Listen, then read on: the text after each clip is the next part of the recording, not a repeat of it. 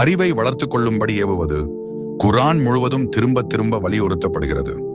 குர்ஆனில் இல்ம் அறிவு என்ற சொல்லும் அது சார்ந்த வழிச்சொற்களும் 800க்கும் அதிகமான இடங்களில் பயன்படுத்தப்பட்டுள்ளன. குர்ஆனில் அல்லாஹ் என்ற சொல்லுக்கு அடுத்து மிக அதிகமாக பயன்படுத்தப்பட்டிருக்கும் சொல்லும் இதுவே. குர்ஆனின்படி அறிவு என்பது வெறும் மக்களை, சமூகத்தை, நிறுவனங்களை செயல்படுத்த அறிந்து கொள்ளும் தகவல்களும் தரவுகளும் மட்டுமல்ல.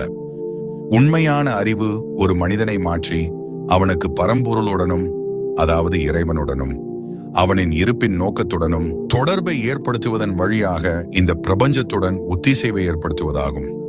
இஸ்லாமிய கட்டமைப்பில் கல்வி கற்பதை இறைவன் இயற்றிய ஒழுக்கவியலிலிருந்தும் மனித இருப்பின் அடித்தளமான இயற்பியல் உண்மைகளிலிருந்தும் துண்டிக்க இயலாது. உண்மையான அறிவு ஒரு மனிதனை எப்போதும் இறைவனிடம் மீள வைக்கும்.